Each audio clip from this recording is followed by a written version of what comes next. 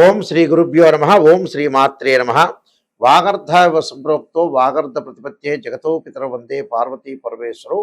వ్యాసాయ విష్ణురూపాయ వ్యాసరూపాయ విష్ణవే నమో వై బ్రహ్మనిధే వాసిష్ఠాయ నమో నమ. గురుబ్రహ్మ గురు విష్ణు గురుదేవో మహేశ్వర గురు సాక్షాత్ పరబ్రహ్మ తస్మై శ్రీ గురవే నమ. ఓం శ్రీ మాత్రే నమ.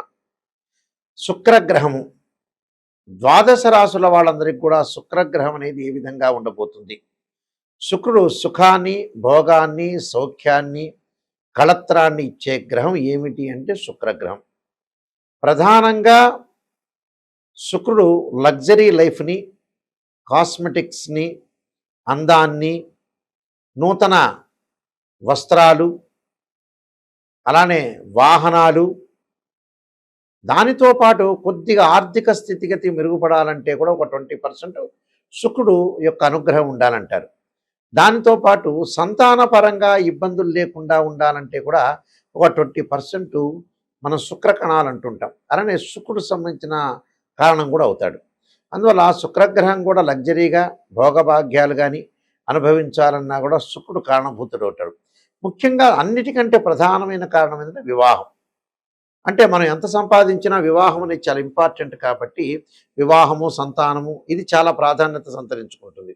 శుక్రుడు వివాహానికి కారకుడు, అలానే 7వ భావకారకుడు అంటారు. 7వ భావకారకుడు ఎవరంటే శుక్రగ్రహం. శుక్రగ్రహం యొక్క అనుకూలత ఉంటే మనం అన్నీ సాధించగలిగే అవకాశాలు ఖచ్చితంగా ఉంటాయి. ఇప్పుడు ఈ సంవత్సరం వచ్చేటప్పటికల్లా మార్చి 2వ తారీఖున శుక్రుడు మీనరాశిలో సంచారం చేస్తున్నాడు. సహజంగా శుక్రుడికి ఏమిటి అని అంటే వృషభ తుల రాశులు స్వక్షేత్రాలు, ఉచ్చక్షేత్రం ఏంటంటే మీనరాశి, నీచక్షేత్రం ఏంటంటే కన్యారాశి. శుక్రుడు మీనరాశిలో ఇక్కడ ఉచ్చస్థానంలో ఉండటం వల్ల చాలా మంచి ఫలితాలు జరిగే అవకాశాలు ఎక్కువగా ఉంటాయి. కాబట్టి శుక్రగ్రహం అనేది ఏ విధంగా ఉండబోతుంది ద్వాదశ రాశుల వాళ్ళకి, మరి శుక్రుడి యొక్క అనుకూలత ఏ విధంగా ఉండబోతుందో మనం తెలుసుకుందాం ఒకసారి. మేషాది ద్వాదశ రాశుల వాళ్ళందరికీ కూడా శుక్రగ్రహం యొక్క ఫలితం ఏ విధంగా ఉందో ఒకసారి తెలుసుకుందాం. శుక్రుడు నెల రోజుల పాటు ఉంటాడు, ఒక రాశి నుంచి మరొక రాశికి మారుతూ ఉంటాడు. శుక్రుడు మీనరాశికి రావడానికి సంవత్సర కాలం పడుతూ ఉంటుంది. ఈ సంవత్సరం తర్వాత ఒక సంవత్సర కాలం తర్వాత మళ్ళీ మీనరాశిలోకి ఉచ్చస్థితిలోకి రావటం వల్ల శుక్రుడు యొక్క ఫలితాలు ఏ విధంగా ఉన్నాయో ఒకసారి తెలుసుకుందాం. కన్యారాశి వారికి శుక్రగ్రహం యొక్క ఫలితం ఏ విధంగా ఉండబోతుంది? కన్యారాశి వాళ్ళకు ప్రధానంగా ముఖ్యంగా మనం చూసుకునేటట్టయితే భాగ్యాధిపతి అవుతాడు, ద్వితీయాధిపతి శుక్రుడు 7వ స్థానంలో ఉండటం ఇది ఎలాంటి ఫలితాలు జరుగుతాయి? 7వ స్థానంలో ఉండటం వల్ల భార్యాభర్తల మధ్యలో అనుబంధ బాంధవ్యం కొంచెం తగ్గటం ఒకటి, చిన్న చిన్న చికాకులు కలిగి బాగా పెరిగిపోయే అవకాశాలు, అధిక కోపం మెండుగా ఉండటం ఒకటి, మాట్లాడిన విషయాల్లో కూడా మళ్ళీ రిపీట్గా మాట్లాడే అవకాశాలు ఎక్కువగా ఉండటం, కష్ట నష్టాలు, అలానే దీర్ఘకాలిక వ్యాధులు ఉన్నవాడు కొన్ని ఇబ్బందులు కలిగే సూచనలు ఎక్కువ ఉంటాయి. భార్య తరఫున బంధువుల వల్ల బాధలు కలిగే అవకాశాలు ఎక్కువ ఉంటాయి. కుటుంబంలో అశాంతి, అకాల భోజనం చేసే అవకాశాలు ఎక్కువ ఉంటాయి. కొన్ని వస్తువులు కొనుగోలు చేయాలనుకుంటున్నాం చేయలేకపోవటం ఒకటి, ఆందోళన కలిగే అవకాశాలు బాగా ఎక్కువగా ఉంటాయి. ప్రతి విషయాన్ని కూడా ఆచితూచి అడుగు వేసి ముందుకు వెళ్ళాలి. అలానే అపార్థాలు, అనుమానాలకి దారి తీయకుండా ఉండాలి. శుభ కార్యక్రమాల నిర్వహణ ఒప్పుకొని చేయలేకపోతారు, వివాహాలు ఒప్పుకొని చేయలేకపోతారు, వివాహ సంబంధాలు కూడా సరిగా కుదరలేకపోవటం, ఆందోళన కలిగే అవకాశాలు, సంతానపరంగా కొన్ని ఇబ్బందులు కలిగే సూచనలు కూడా బాగా ఎక్కువగా ఉంటాయి. కాబట్టి చేయు పనుల యందు కష్ట నష్టాలను ఎదుర్కొనే అవకాశాలు ఎక్కువ ఉన్నాయి. కాబట్టి ఇవన్నీ కూడా దోషం పోవాలంటే ఖచ్చితంగా శుక్రుడి యొక్క అనుగ్రహం ఉండాలంటే శుక్ర జపం చేపించుకోవటం, అలానే అమ్మవారి యొక్క ఆరాధన, మహాకాళి, మహాలక్ష్మి, మహాసరస్వతి యొక్క ఆరాధన చేసి ముందుకు వెళ్తే మనకు ఖచ్చితంగా మంచి జరిగే అవకాశాలు ఖచ్చితంగా ఉంటాయి. అంటే ఇలాంటి విషయాలన్నీ కూడా మీరు గమనించాలి, గమనించి ముందుకెళ్తే మనకు మంచి జరిగే అవకాశాలు ఖచ్చితంగా ఉంటాయి. శుక్రగ్రహ దోషం ఎప్పుడూ కూడా ఉండకూడదు.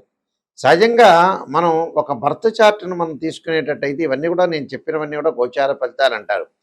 బర్త్ చార్ట్కి గోచారానికి చాలా లాట్ ఆఫ్ డిఫరెన్స్ ఉంటుంది, తెలుసుకోవాలి అందరూ కూడా. బర్త్ చార్ట్ అంటే ఏంటంటే ఒక చెట్టు కింద వేళ్ళు, తర్వాత కాండం ఉంటుంది, కొమ్మలు ఉంటాయి, ఆ కొమ్మలకు ఆకులు ఉంటాయి. ఆకులు ఎలా ఉంటాయి మనకి సహజంగా ఏమిటంటే రైన్ సీజన్లో వస్తాయి, వింటర్ సీజన్లో అలానే ఉంటాయి, సమ్మర్ సీజన్లో రాలిపోతాయి. అది గోచారం. ఈ కోకటి వేళ్ళు అంటారు చూసారు, అదే బర్త్ చార్ట్. ఆ బర్త్ చార్ట్ అనేది మన జన్మలగ్నాన్ని నుంచి ద్వాదశ భావాలని అనాలిసిస్ చేస్తాం. అంటే తనుభావం అని, ద్వితీయ భావం, తృతీయ భావం అంటే తనుభావం అంటే తన యొక్క క్యారెక్టర్ని, ద్వితీయ భావం అంటే కుటుంబము, వాక్కు, ధరం, తృతీయ భావం వచ్చే సోదర భావం ఉంటుంది. సోదర భావానికి సంబంధించి ఎలా ఉంటాయి అక్క చెల్లెలు అన్నదమ్ములు. చతుర్థ భావం మాతృభావం అంటారు, అంటే ప్రాథమిక విద్య. సంతాన భావం పంచమభావం సంతానానికి సంబంధించిన విషయాలు. షష్టమ భావం అంటే శత్రువులు, రోగాలు, రుణాలు. సప్తమ భావం అంటే ఏమిటంటే వివాహానికి సంబంధించిన భావం. అష్టమ భావం అంటే స్త్రీలకు వచ్చేటప్పుడు మాంగళ్య భావం అంటారు. అలానే భర్త యొక్క క్యారెక్టర్ని అనాలిసిస్ చేసేది. అలానే మగవాళ్ళకు వచ్చే అష్టమ భావం వచ్చే ఆయుష్ ప్రమాణం. అలానే తొమ్మిదవ భావం అంటే భాగ్య భావం అంటారు, అంటే భాగ్యం ఎలా ఉంటుంది. దశమ భావం వచ్చేటప్పటికల్లా వృత్తిపరంగా ఉండేది. అలానే 11వ స్థానం లాభభావం అంటారు, లాభం ఎలా కలుగుతుంది. 12వ భావం అంటే ద్వాదశం, అంటే ద్వాదశ భావం అంటే ప్రేమ, లవ్ అట్రాక్షను, ఎక్స్పెండిచర్స్ ఇలాంటివన్నీ కూడా తెలిపేది 12వ భావం. అంటే ఇక్కడ ఇన్ని భావాలను కూడా మనం మాతృభావం, పితృభావంతో సహా అన్ని భావాలని, భావాధిపతుల్ని, రాస్యాధిపతుల్ని, అలానే దృష్టి, ఆయా ఆయా రాసుల్లో ఏ గ్రహాలు సంచరిస్తున్నాయి, అలానే D16 చార్ట్స్ని కూడా మనం అనాలిసిస్ చేయాలి. ఒక వివాహం కావట్లేదు అంటే ఖచ్చితంగా నవాంశము, భావచక్రము, రాశిచక్రం 3 అనుసరించాలి. రాశిచక్రాన్ని చూడాలి, తర్వాత నవాంశం కూడా వైవాహిక జీవితం తెలిపేది, అలానే భావచక్రాన్ని కూడా చూడాలి, దశలు అంతర్దశలు కూడా చూడాలి. అంటే D16 చార్ట్స్ ఎప్పుడు కూడా చాలా ఇంపార్టెంట్. అలానే మనకు సంతానపరంగా మనం చూడాలంటే రాశిచక్రము, సప్తమాంశము, భావచక్రం చూడాలి. వృత్తిపరంగా చూడాలనుకో రాశిచక్రము, దశమాంశము, అలానే భావచక్రం చూడాలి, దశలు అంతర్దశలు. అంటే మ్యాథమెటికల్ క్యాలిక్యులేషన్ వేసుకుని కరెక్ట్గా చూస్తేనే చాలా మంచిది. ఈ కాలంలో చాలామంది కూడా ఎవరో కన్సల్టింగ్ ఫీజు విషయంలో కానీ, తెలియని వాళ్ళ దగ్గరికి వెళ్ళటం కానీ, ఇలాంటి సంఘటనలు చాలా జరుగుతుంటాయి. గుళ్ళో అర్చకుల దగ్గరికి కానీ వాళ్ళకి నామినల్గా చెప్తారు కొంతవరకు మాత్రమే. ఇది మ్యాథమెటికల్గా క్యాలిక్యులేషన్ చేసి సిద్ధాంతాలను సంప్రదించాలి, పర్ఫెక్ట్ వాళ్ళని సంప్రదించి తెలుసుకోవాలి. ఇంకో తెలుసుకోవటంలో కూడా గురువుగారు, నాయకంటి గారు మాకు నెగిటివ్ చెప్పండి, పాజిటివ్ చెప్పండి, ఉన్న విషయాన్ని చెప్పండి అని మాత్రమే చెప్పాలి. నిజంగా వచ్చేటప్పుడు చాలామంది కూడా ఎంత పొగిడితే అంత మంచిది అనుకునే వాళ్ళు చాలామంది ఉన్నారు. దానివల్ల నష్టపోయేది మీరే. ఎవరు జ్యోతిష్యులు నష్టపోరు, ఎవరు నష్టపోయే జరిగేది ఏమీ లేదు అక్కడ. మీరు అడిగే ప్రశ్నకి క్లియర్గా ఓపెన్గా చెప్పండి గురువుగారు అని అంటే వాళ్ళు ఓపెన్గా చెప్పించుకోండి జాతకం. మా దగ్గరనే కాదు, ఎవరి దగ్గరైనా సరే జాతకాన్ని ఓపెన్గా చెప్పించుకోవాలి. దాని రెమెడీసు మీరు సేవ్ అవుతారు లైఫ్లో. అంటే ఆరోగ్యపరంగా ఇబ్బందులు కలుగుతున్నాయని ఆ గురువుగారు చెప్పిన తర్వాత వెంబటే మీరు సేవ్ అవుతారు. చాలా జాగ్రత్తగా అనుసరిస్తారు, డాక్టర్ని కన్సల్ట్ చేస్తారు, భగవంతుడి యొక్క ఆరాధన చేస్తారు. ఇవన్నీ కూడా చాలా ఇంపార్టెంట్. ఫస్ట్ నెగిటివ్నే తెలుసుకోవాలి. నెగిటివ్ తెలుసుకుంటే ఆ నెగిటివ్లో మనం పాజిటివ్ వస్తాం. అంటే శ్రేయ లోపం మెరుగుట పెద్ద విద్య, లోపం మెరిగిన వాడే పూర్ణుడవుతాట. అంటే మనలో లోపాలను మనం సవరణ చేసుకుంటేనే వాడే స్థితప్రజ్ఞుడు, వాడే నెంబర్ 1 అవుతాడు, వాడే సూపర్ స్టార్ అవుతాడు. అయితే శుక్రుడు వచ్చేటప్పటికల్లా వివాహానికి సంబంధించిన కారకుడు. చాలామంది కూడా ఈ మధ్యకాలంలో వివాహానికి సంబంధించిన విషయాల్లో వివాహాలు లేట్ చేసుకోవటం ఒకటి, ఒక అమ్మాయికి డైవర్స్ జరిగినా కూడా సర్లేదే అనుకోవటం, ఒక ఆస్ట్రాలజర్ దగ్గర అప్రోచ్ అయినప్పుడు నిజం తెలుసుకోవాలి. కొంతమంది చాలామంది కూడా అండి ఫస్ట్ మ్యారేజ్ అయినా, సెకండ్ మ్యారేజ్ అయినా, థర్డ్ మ్యారేజ్ అయినా అసలు కదలటల్లా మనుషులు. ఏముందిలే అని లైట్గా తీసుకునే వ్యక్తులు చాలామంది ఈ మధ్యకాలంలో కొన్ని లక్షల్లో ఉన్నారు ఇలాంటి జనాలు. వాస్తవంగా జీవితాన్ని మనం కాపాడుకోవాలి, ఎప్పుడు కూడా నెగ్లెక్ట్ అనేది చేయకూడదు. ఒక అమ్మాయి కానీ అబ్బాయి కానీ వివాహాన్ని చాలా ప్రయారిటీ ఇవ్వాలి. వీళ్ళు ప్రయారిటీ ఇవ్వకుండా ఏదో మ్యాచింగ్ చూసుకొని కంప్యూటర్లో చూసుకొని మ్యాచింగ్ ఏదో గుణాలు వచ్చినాయి ముందుకు వెళ్ళటం ఒకటి. వాస్తవంగా ఏంటంటే ఒక జాతకాన్ని మనం చూసేటప్పుడు ఖచ్చితంగా గ్రహమైత్రి, రాశి పొంతన, నాడీ దోషం, రజ్జు దోషాలు, అలానే తారాబలం, వశ్యము, వర్ణకూటమి, శ్రీదీర్ఘ కూటమి, మహేంద్ర పొంతన, షష్టాష్టకాలు, ద్వాదశాలు, అలానే శుభనవపంచకాలు, అందులో స్పష్టంగా మనం తెలుసుకోవాలి. స్పష్టంగా తెలుసుకోవాలంటే షష్టాష్టకాలు రాగానే అవి చెడుని కాదు, అశుభం ఉంటాయి, శుభ ఉంటాయి. ద్విద్వాదశాల్లో కూడా శుభ అశుభ కూడా ఉంటాయి. అలానే నవపంచకాలు అంటాం 5, 9, దానిలో కూడా శుభము అశుభం ఉంటాయి. తృతీయ ఏకాదశులు ఉంటాయి, సమసప్తకాలు ఉంటాయి. ఇలాంటివన్నీ కూడా ఆస్ట్రాలజీలో చాలా ఉన్నాయి. మన జాతకంలో ఎప్పుడు కూడా 6, 8, 12 స్థానాల్లో శుక్రదోషం ఉండకూడదు. శుక్రుడు అశ్విని, మఖ, మూల, ఆరుద్ర, స్వాతి, శతభిషము, మృగశిర, చిత్త, ధనిష్ట నక్షత్రంలో ఉండకూడదు. అంటే ఎక్కడెక్కడ ఏ గ్రహాలు ఎక్కడెక్కడ ఉండకూడదు. శుక్రుడు రాహుతో కానీ, కేతువుతో కానీ, కుజుడితో కానీ, శనితో కానీ కలిసి ఉండకూడదు. 6, 8, 12 భావాల్లో ఉండకూడదు. శుక్రుడు పుష్యమి, అనురాధ, నక్షత్రాల్లో ఉండకూడదు. అంటే శని నక్షత్రాల్లో కూడా వాస్తవంగా పుష్యమి, అనురాధ, ఉత్తరాభాద్ర నక్షత్రంలో కూడా ఉండకూడదు. అలా 2వ భావం, 7వ భావం, 8వ భావం, 12వ భావం చూడాలి. నవాంశాన్ని చూడాలి. లగ్జరీగా అనుభవిస్తున్నామా లేదా చూడాలి. అసలు వివాహం అవుతుందా కాదా చూడాలి. కొంతమందికి దగ్గరికి వచ్చినట్టు వచ్చి వివాహాలు వెనక్కి వెళ్ళిపోతుంటాయి. నిజంగా నెగ్లెక్ట్ చేస్తుంటారు. ఒక సంబంధం పోగానే ఫెయిల్ కాగానే ఇంకో ఇంకో సంబంధం అప్పుడు కూడా చాలా ఆశ్చర్యకరమైన విషయం ఏంటంటే ప్రజల్లో తెలుసుకున్నది, ఒక సంబంధం ఒక మనిషికి ఫెయిల్ అయిపోయిన తర్వాత, డివోర్స్ జరిగిన తర్వాత మళ్ళీ అతను జాతకాన్ని చూపించుకోవటం, సరైన రెమెడీస్ చేసుకోలేకపోవటం చేస్తున్నాడు చాలామంది కూడా. జీవితం అనేది కొంతకాలం, ఏం 90 ఏళ్ళు 100 ఏళ్ళు బతికేది ఏమి లేదు. 50-55 ఏళ్ళు రాగానే జీవితంలో బోనస్ మార్కులే ఆయుష్. గుర్తుపెట్టుకోండి, ఈ మధ్యకాలంలో 100 ఏళ్ళు 200 ఏళ్ళు అనుకుంటున్నారు చాలామంది. అది కాదు. 55 ఏళ్ళు 60 ఏళ్ళు కాగానే ఫైనాన్షియల్ పరంగా కానీ, పెళ్ళిళ్ళ పరంగా కానీ, పెళ్ళి అనేది ఖచ్చితంగా ఇన్ టైంలో జరగాలి. డబ్బులు సంపాదన ఇన్ టైంలో ఉండాలి.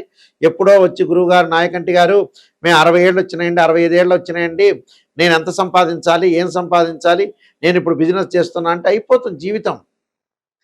శరీరంలో విటమిన్లు తగ్గినట్టుగానే మన కిడ్నీ, హార్ట్, ఐ ప్రాబ్లమ్స్, రకరకాల శరీరంలో కొన్ని భాగాలు ఉంటాయి. ఆ భాగాలు ఏమవుతుందంటే రోజు రోజుకి ఆ భాగాలు తగ్గిపోతుంటాయి. దాని యొక్క పవర్ తగ్గుతుంటుంది.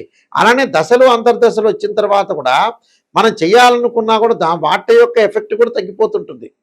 అంటే మన మీద కరెక్ట్ రిజల్ట్ ఇవ్వవు ఈ గ్రహాలు. ఇలాంటి విషయాలు మీరు ప్రత్యేకంగా గమనించండి. ఇప్పుడు శుక్రమహారదశ నడుస్తుంది. 70 ఏళ్ళలో శుక్రమహారదశ ఫలిస్తుందా? వాస్తవంగా పెద్దగా ఫలించదు. శరీరం ఏదైతే ఉడికిపోతుందో, శరీరంలో పార్ట్లన్నీ తగ్గిపోతాయో, ఆయా సమయాల్లో కూడా 70 ఏళ్ళకి 80 ఏళ్ళకు కూడా ఆయా గ్రహాల యొక్క ఎఫెక్ట్ అనేది తగ్గిపోతూ ఉంటుంది. పుట్టినప్పుడు 20 ఏళ్ళప్పుడు 25 ఏళ్ళప్పుడు ఒక గురుబలం ఉంది అనంటే 100% ఎఫెక్ట్ ఉంటుంది. శుక్రుడు యొక్క ఎఫెక్ట్ 100% ఉంటుంది. 70 ఏళ్ల తర్వాత మాకు శుక్రమహారదశ వచ్చింది గురువుగారు, బ్రహ్మాండంగా ఉంటామన్నా కూడా శుక్రుడు పెద్దగా పనిచేయడు. అంటే మీ మీద ఎఫెక్ట్ పడదు అని అర్థం. అందువల్ల తొందరగా ఇన్ టైంలో లైఫ్ని ముందుకు వెళ్ళండి. తప్పకుండా ఇవన్నీ కూడా గోచారరీత్యా చెప్పబడే ఫలితాలు. మా www.nayakanti.com కానీ nayakanti.in సంప్రదించండి మీరు. అలానే నేను 15 పుస్తకాలు రాసిన కాలసర్పయోగం, కాలసర్పయోగ చంద్రిక, రాహుకేతులు, ఛాయాగ్రహాలు, అలానే జాతక చంద్రిక, వివాహ మార్తాండము, సర్వదేవతా గోత్ర పౌరులు పార్ట్ 1 పార్ట్ 2, పుత్ర గణపతి వ్రతము, స్వప్నశాస్త్రము, production of astrology, number of books రాశాను. ఈ బుక్స్ మా బృహత్ పరిహార సింధు అని మా దగ్గర బుక్స్ దొరుకుతాయి. లేకపోతే రాజమండ్రి మోహన్ పబ్లికేషన్ వాళ్ళు కూడా మీరు సంప్రదించవచ్చు. ప్రతి విషయాన్ని ఎవరైనా సరే నన్ను సంప్రదించే వాళ్ళు నిజాన్ని మాత్రమే తెలుసుకునే వాళ్ళు మాత్రమే ఫోన్ చేయండి. ఎందుకంటే అనవసరం మీ డబ్బులు వేస్ట్. పొగిడించుకోవటం అంటే పక్కన వాళ్ళ చేతి పొగిడించుకోవచ్చు. నిజాన్ని తెలుసుకొని నెగిటివ్ అయిన పాజిటివ్ అయిన నాయకంటి గారు చెప్తారు అనే పాయింట్ మీద ఉంటేనే మీరు నాకు ఫోన్ చేయండి. లేకపోతే పోరాటం అయితే నాకు ఎట్టి పరిస్థితుల్లో కూడా ఫోన్ చేయొద్దండి. మా వెబ్సైట్ చూడండి, మా స్క్రీన్ మీద స్క్రోల్ అవుతున్న నెంబర్కి మీరు కాల్ చేయండి. నాకే డైరెక్ట్గా ఈ నెంబర్ వస్తుంది. మీరందరూ కూడా మంచి జరగాలని ఆశిస్తూ సర్వే జనా సుఖినో భవంతు.